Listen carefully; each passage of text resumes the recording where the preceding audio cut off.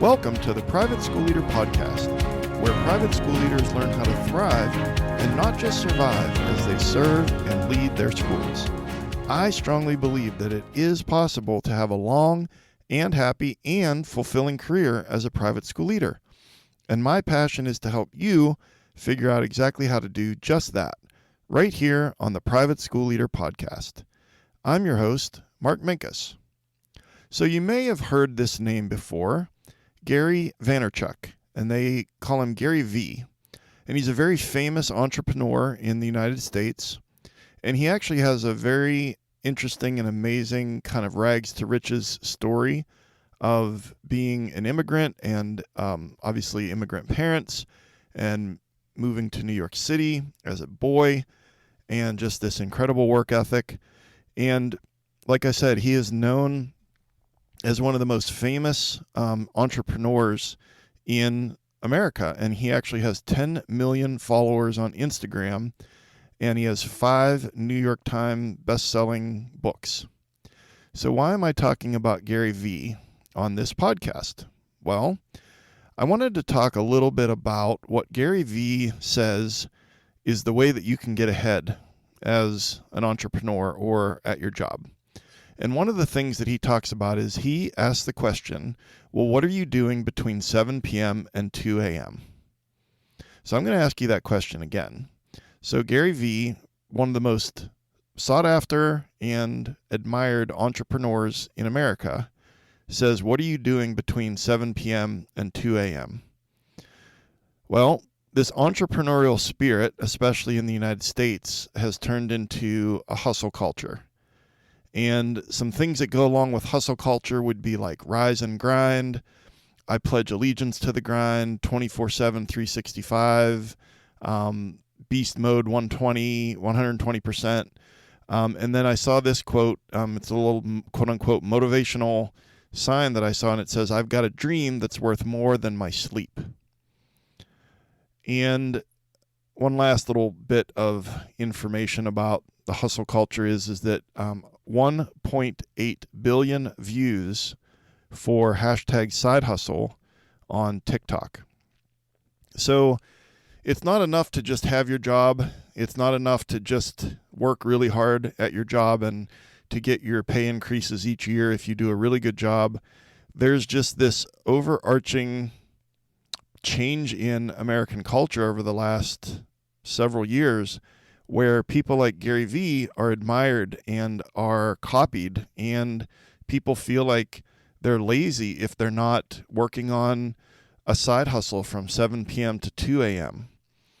And as private school leaders, you might not have that entrepreneurial mindset of building a small business and a side hustle and a second side hustle, but I can tell you that hustle culture in America and around the world is influencing how we think about our work at school and how much work from school we take home on the evenings and weekends and how much it invades our lives. And so on today's episode of the Private School Leader Podcast, we are going to discuss you can overcome the hustle culture if you stop doing these 6 things. So we're going to talk about what is hustle culture, why is hustle culture so toxic, how does hustle culture negatively impact your mental health? And then I'm going to tell you 6 things that you can stop doing to overcome hustle culture. So before we get into that, I want to say thank you for listening to the podcast by giving you a free gift. This is actually a brand new resource that I just created, and it's called the 7 Steps to Having Successful Meetings with Upset Parents. And so this is a guide. It's an 11-page PDF. And it gives you a step-by-step plan to have better meetings with parents at your school. And every good coach has a game plan. Every great teacher has a lesson plan. But I think too many of us private school leaders, we go into a meeting just hoping for the best with an upset parent, and we don't have a plan. Well, I'm going to give you a plan. And so you can get the 7 steps to having a successful meeting with an upset parent over at theprivateschoolleader.com/meeting. And hopefully it'll make you feel more confident and less stressed out when you meet with a parent. So you can get that guide over at theprivateschoolleader.com/meeting. And that is a free gift to you just to say thank you so much for listening to the podcast. And then one other quick favor I was going to ask for is if you could go to wherever you listen to this podcast and write a review and rate the podcast. It actually helps the algorithm push the content out as suggested podcast for private school leaders all over the world. As of recording this, we're in 50 countries helping private school leaders to grow their skills and to hopefully be a little bit more encouraged and to go from surviving to thriving. So one of the ways that you can help do that is to write a review for the podcast. So thank you so much for listening, and thank you so much for doing that. All right. So today's topic is hustle culture. So let's start by defining it. What is hustle culture?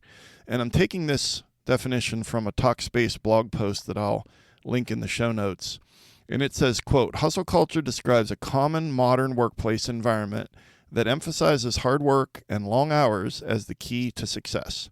It has become increasingly popular recently, with many companies encouraging their employees to put in extra effort and extra work hours for better results.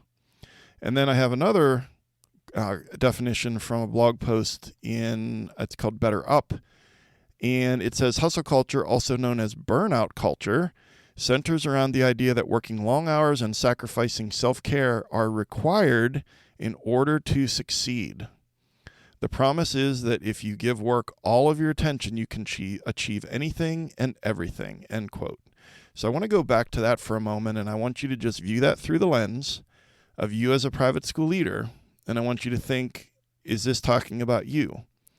Hustle culture centers around the idea that working long hours and sacrificing self-care are required in order to succeed. And you know that my passion is to help you go from surviving to thriving, as I've said a few times already this episode, but it really is for you to just see that there's a different way.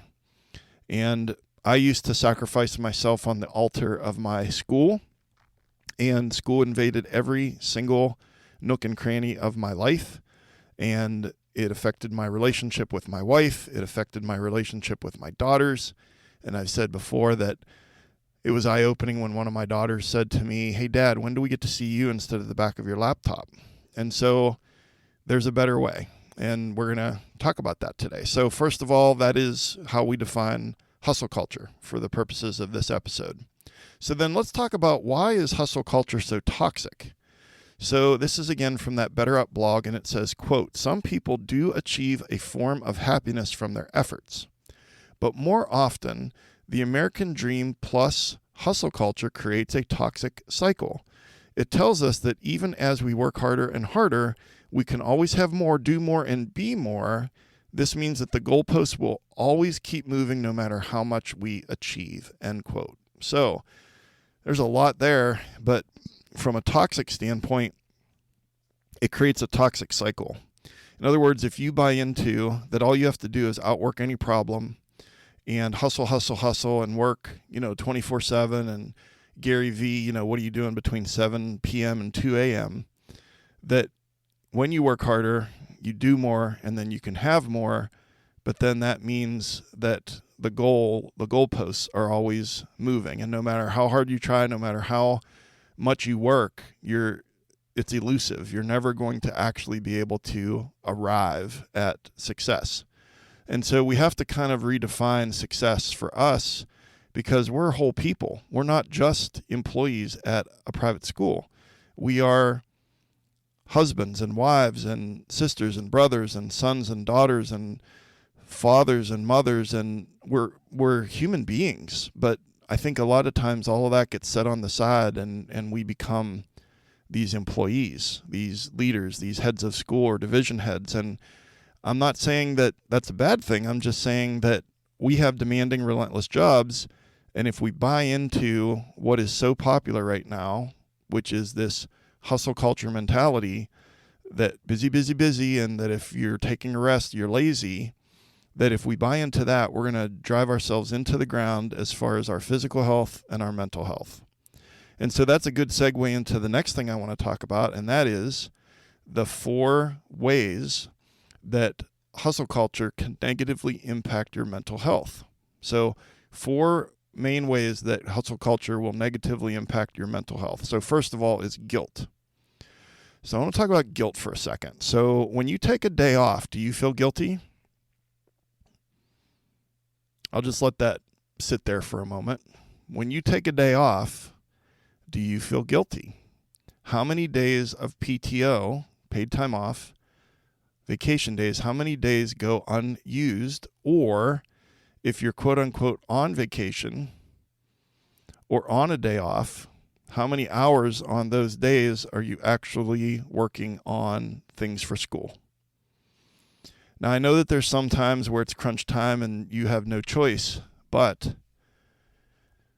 we tend to feel guilty when we aren't at school, and we tend to feel guilty when we're not being quote unquote productive. And we feel guilty or we feel lazy when we're resting, when we're not doing anything. And on a previous episode, I talked about how I have a hammock in my backyard, and I don't mention the hammock to people that I work with because there would be a negative connotation with that. If I said, yeah, it was awesome. On Saturday, I spent an hour in the hammock just kind of laying there and was reading a book, then I would be worried that I might hear from a coworker, oh, it must be nice. I was blah, blah, blah, blah, blah, because it's always busy, busy, busy. And there is a stigma attached to rest that it equals laziness. And so I just keep that to myself about the hammock. But we have to zoom out and think about that. What's that doing to us long term? What's that doing to our mental health and our physical health? So one of the ways that hustle culture negatively impacts our mental health is guilt. And then the second way is anxiety. So a recent Gallup poll showed that 44% of employees experienced anxiety, anger, and or sadness a lot during the previous day.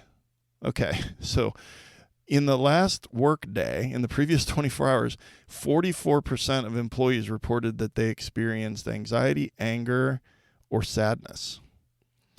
And they also expressed about, there was a lot of this in the open-ended comments in that Gallup poll about pressure to perform. Now, there's nothing wrong with having some pressure and some accountability and some clear expectations and working hard. That's not what I'm talking about on this episode. We all work hard, and we're going to work really, really hard to serve the students and teachers and families at our schools. That's not what I'm talking about. I'm talking about when it just gets to the point where it's over the top ridiculous and that there is no way that we can get everything done. And I'll talk about that in a few minutes. But I've mentioned this before too, is that I read an article that and I think it was an NAIS article. It goes back a ways, 2010 or 2011, and it was talking about how there's kind of a well-known joke among independent school boards that when they ask, well, what are you looking for in a head of school, that the answer is God on a good day. And so we deal with this anxiety when we're not, quote unquote, living up to or performing at the level that this unattainable level that we've created for ourselves in our minds. And then that anxiety is coupled with the stigma attached to mental health issues for leaders. So if you're in a position of leadership, well, you have to have it all together. You can't be depressed. You can't be anxious. You can't show weakness. You have to be the most enthusiastic and most optimistic person at your school. And so what do? You just hide it. You just put a lid on it and you push it down in there. And we know how terrible that is for us, for our mental health. And so we have to just acknowledge that anxiety can come from these unrealistic expectations that we put on ourselves to perform, and that there's a stigma attached to mental health issues for people in leadership. So then the third way that the hustle culture affects mental health is through toxic positivity. Now, a hustle culture doesn't allow time for negative emotions. I listen sometimes to some motivational speakers, and, I have a playlist and, some different things. And it's good to get me going if I need to work out, or if I'm like cutting the grass or something and I don't feel like it. But if I listened to that all the time and that was the way that I lived my life and that was sort of the philosophy of my life, that'd be a real problem. Because, it's like if things about pain, I mean, there's a lot of stuff out there about working out, and that if you, pain is weakness, and, just all of this different stuff that is just this toxic positivity. And some of it is just over the top when it comes to, I mean, if you're working out and something hurts, you should probably stop. And that isn't a show of weakness. It's a show of intelligence that you would stop if your shoulder really hurts and you're lifting weights. So the point I'm trying to make, though, is that the hustle culture, there's a negative connotation to any negative emotions. And so research shows that accepting negative emotions is a key component of good mental health. And it's a challenge. And I said this before, we have to be the most positive person at our school. And I did a whole episode. I'll link it in the show notes. I can't remember what episode number it was off the top of my head, but it was called Hopeful Optimism, Not Toxic Positivity. And it really just went deep on how you can still be the most optimistic person at your school without drifting into toxic positivity. So that's another impact on our mental health. And then the fourth thing, the way that the hustle culture impacts our mental health, is through apathy. And so hustle culture comes full circle with apathy. And this is because when people are encouraged to suppress their feelings and maintain long work hours and never take time off, that then burnout starts to set in. And one of the symptoms of burnout is disengagement and apathy. And so we go from apathy to disengagement to quiet quitting to burnout. And that's where the hustle culture leads. Now, I said before that some people, they just thrive on this, okay? And I don't want it to be that, I don't want it to be that I'm trying to say that if you're just a person who's work all the time and you just love it and it energizes you and you can keep crazy hours and it just really doesn't negatively impact your mental health or your physical health or your relationships with your family and your friends, okay, but I think you're a unicorn. I think you're rare, and I think that the person that I just described is what most of us are posing to be. We're posers when it comes to that. We are crumbling on the inside, and then on the outside, we're just like hustle, hustle, hustle. And then what that leads to, like I said, is the disengagement, the apathy, the burnout, the quiet quitting, and that's why the average the NAIS did some research on the state of administrators in independent schools, and the numbers were not good, okay? Leaders in private schools are not okay. And again, it was done right after, I think it was done in 2021, so you have the pandemic in there, but there are more and more private school leaders leaving education altogether than ever before, and there's more open positions in North America and less qualified candidates than ever before. And so why are they leaving? Well, I'm pretty sure this is one of the reasons. I'm sure there are many, but the hustle culture is certainly not helping. So the four things that can impact mental health with the hustle culture are guilt, anxiety, toxic positivity, and apathy. All right, so then let's jump into these 6 things. If you stop doing these 6 things, you can overcome hustle culture. Number 1, stop believing the lie. Number 2, stop wearing busyness as a badge of honor. Number 3, stop letting the school flow like water. Number 4, stop treating rest like laziness. Number 5, stop putting yourself last. And number 6, stop doing everything yourself. So number 1 is stop believing the lie. And Instagram, TikTok, Facebook, Twitter, it has made it easy, YouTube as well, have made it easy for influencers, social media influencers, and celebrities to share images of themselves working late into the night or working out hours and hours a day and eating that certain protein and that certain kind of food. And so they're glorifying and perpetuating a dangerous mindset among younger generations who look up to them for inspiration. But let's face it, we as private school leaders might not consider ourselves the younger generation, but we're still influenced by that. And so, when you see workout videos of someone that's getting a celebrity that's getting in shape for an action movie, or you see, a working mom that has it all together, and, they're posting on Instagram that, everything is all pulled together, and as far as the outfit and, working out and running here and running there and all that stuff. And it's like, just remember a couple of things. First of all, social media is not reality. It's the curated reality of someone's life. Okay. So when you see this 13-second little Instagram reel, what you don't see is how long it took for the person to get their hair and their outfit looking like that, whoever it might be. What you don't see is what's really going on in their life, or for that matter, how big of a mess their house is just out of view of the camera. So it's curated reality. It's not reality.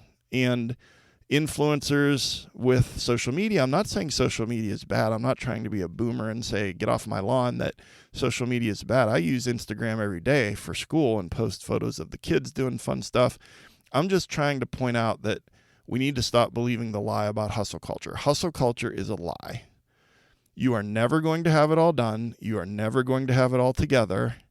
And work is not more important than your physical and mental health. And so I'm going to say that again. You are never going to get it all done. You are never going to have it all together. And work is not more important than your physical and mental health. And we have to stop believing the lie that all we have to do is outwork the problem. All we have to do is work a few more hours and work a little longer and a little harder and be a little more efficient, and somehow we'll get it done. That's the lie of hustle culture. So number one, we need to stop believing the lie. Number two, we need to stop wearing busyness as a badge of honor. And I've done this. I've really tried to stop doing this over the last 2 years, but sometimes I'll be eating my lunch at 3 or 4 p.m.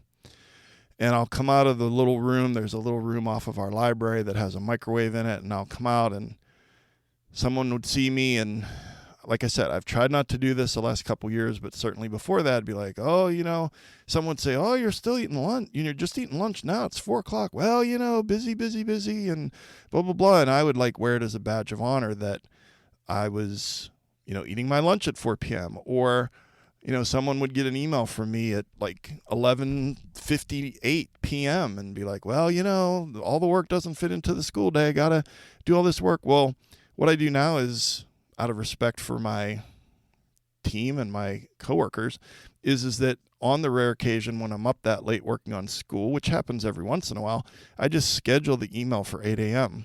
People don't need to know I'm up working late. And I try not to work late because I try to be consistent with the things that I talk about on this podcast. So I also think that wearing business as a badge has a lot to do with pride and arrogance. I know that's certainly true for me, that I just wanted to be seen as this person with an insane work ethic and just, kind of put it out there and make sure everyone knew about it. But I just want to say that we're playing with fire when we're doing that, because we're not prioritizing our self-care if we're eating lunch at 4 p.m. or if we're sending emails at midnight. And so it's just a matter of time until that house of cards crumbles. And I know, because like I've said before, I've been in the hospital with ulcers. I've been diagnosed with severe burnout. I had stress-induced vertigo that put me in the hospital. So I've been there as far as not taking care of myself, doing all of these things, and then paying a price for that. And so my goal is to try and help you see that there's a better way. All right, number 3, stop letting the school flow like water. So water goes wherever it wants. And if there's a flood, even if it's a small flood, or for that matter, if your water heater bottom rusts out and all the water in your water heater goes all over your basement, okay, it's going to go into every tiny little nook and cranny, and water goes wherever it wants to go, okay? And so we need to stop letting the school flow like water into every little nook and cranny of our lives. And so the cure for that is boundaries. And I think it was episode 8, how to overcome burnout with boundaries. I'll link that in the show notes at theprivateschoolleader.com/episode 48. But I want you to think about this for a minute.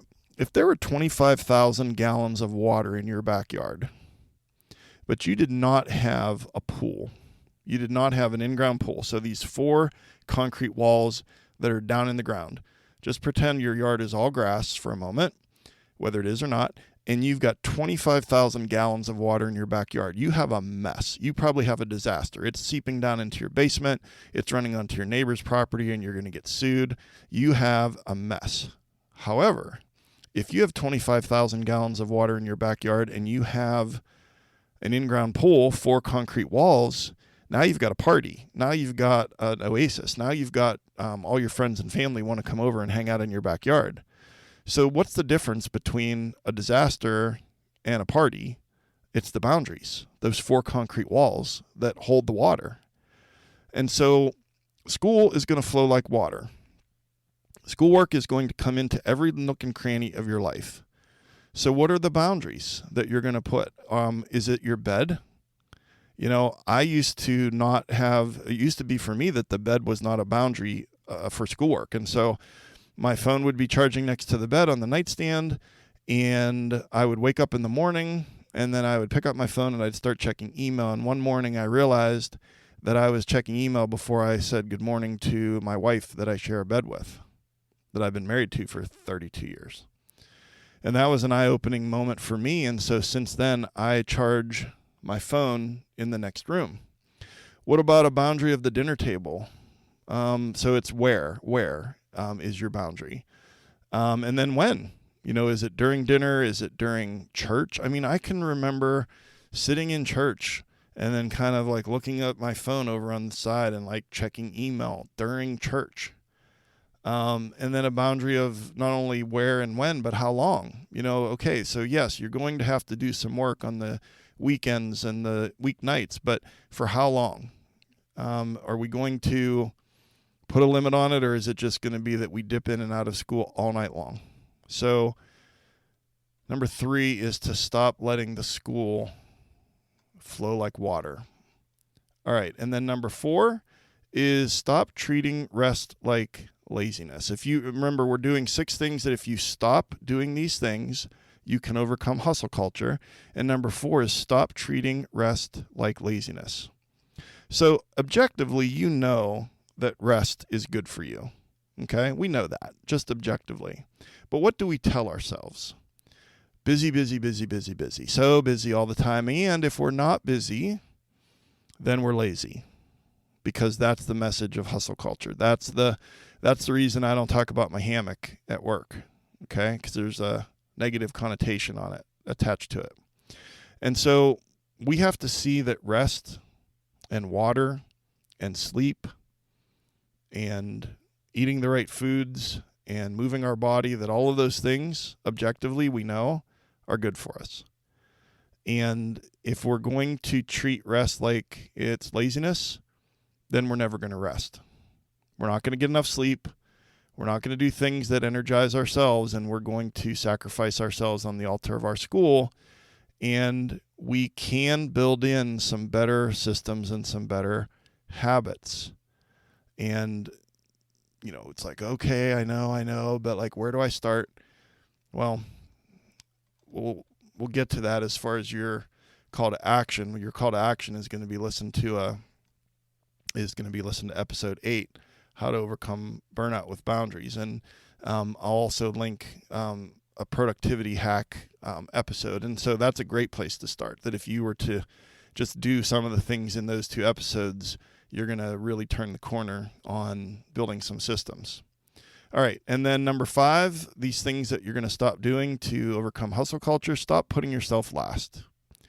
And so we know that we put at school the kids first and the teachers first, the parents first, our coworkers, they're all on the list. And then we're either last or we're not on the list at all. Okay.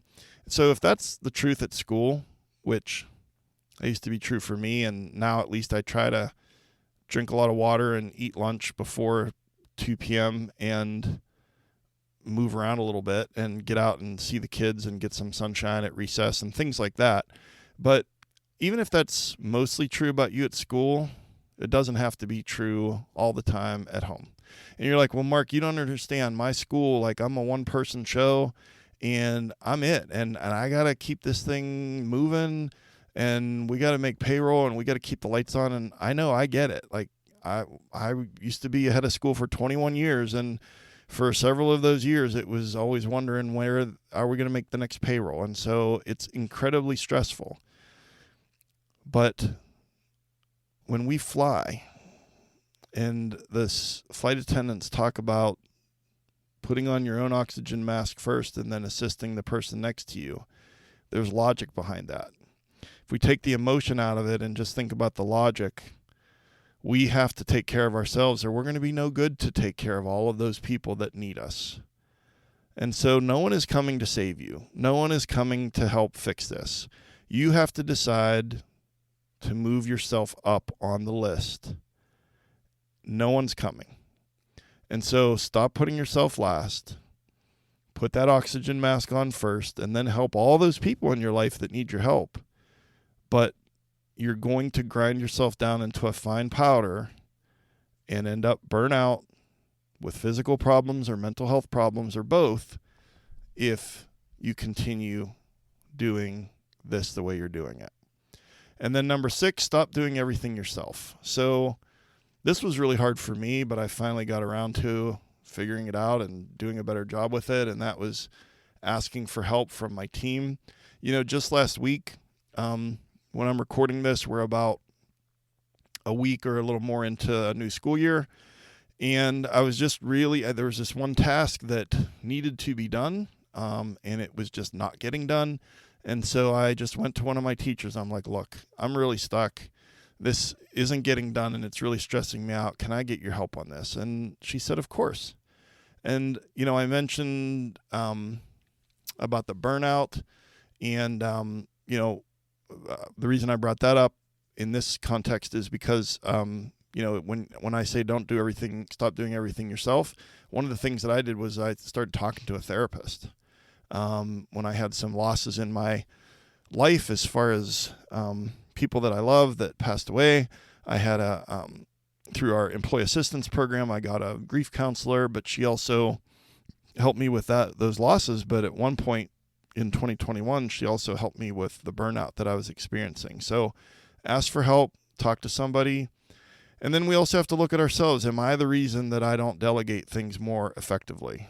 Am I wanting to micromanage? Am I holding on too tightly to things that other people could do? And you say again, well, Mark, I don't have a team. It's me. Well, you have teachers. You probably have an office person, at least if not an office staff.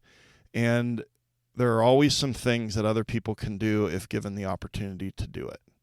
And so I held on to things too tightly for too long, and I just encourage you to stop trying to do everything yourself.